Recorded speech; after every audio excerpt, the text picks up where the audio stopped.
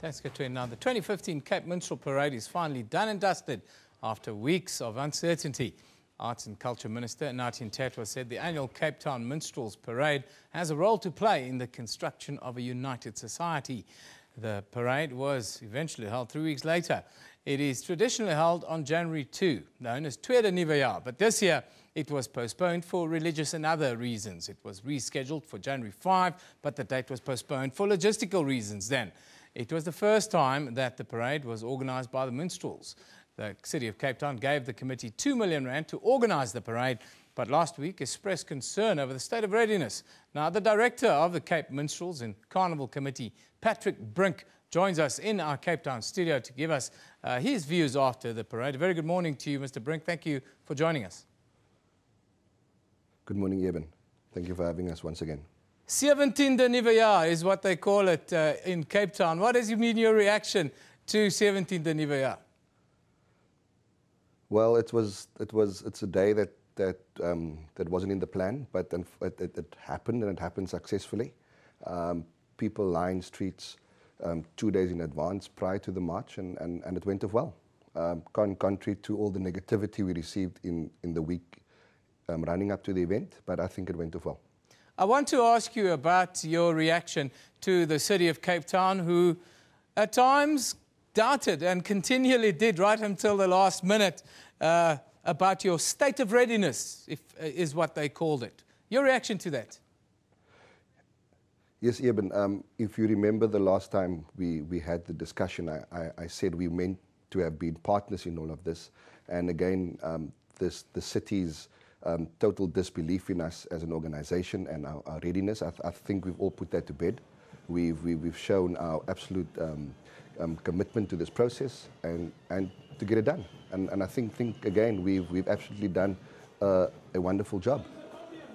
Now, has this Cape tradition, the heritage of the working classes in the Western Cape, especially on the Cape Flats, has this been drawn into the middle of a political dogfight in the Western Cape? No, it hasn't. No, it hasn't. I just think that there are some political organisations that has realised the importance of this event. And there is others that is just on the other side saying it's just another event. I remember your question you posed to me a little bit more than a week ago was that, is this a sacred day? Yes, it is. And I think as soon as the city starts realizing that this is a sacred day for us as it's our event, then we would get the necessary support that we should get from them. Now, Mr. Brink, you talk about this sacred day, and this is my personal point of view all along. Tweede Nuwe Jaar should be a sacred date in the calendar of the Western Cape of South Africa and should supersede all other festivals, including religious, logistical, cultural. Yes, Eben, like I said to you the last time, the biggest challenge for us is that if it does fall on a Friday and it does fall on a Sunday, unfortunately we've made that conscious decision as an organisation that it would happen either then on the 3rd. And I don't think we're going to move away from that because like I said, we observe those two days being a Sunday and a Friday.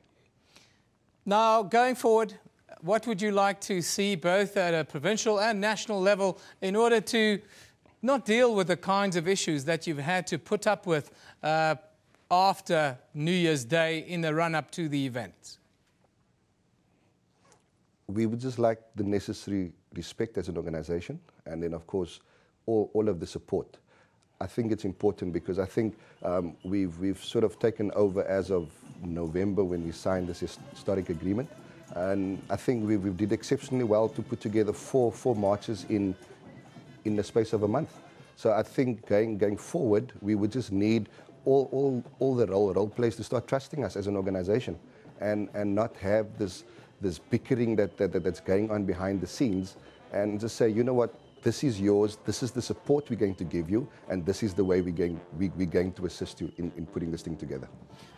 Mr. Brink, for those people that live in other parts of the country that don't quite understand the event, you've got a minute to tell us what this event means to the working classes in the Western Cape?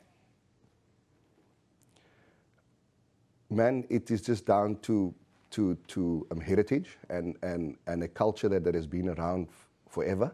And it is just a time of festivity. And if you went Cape Town over Saturday, and even in the build-up to it on Friday night, people camp out.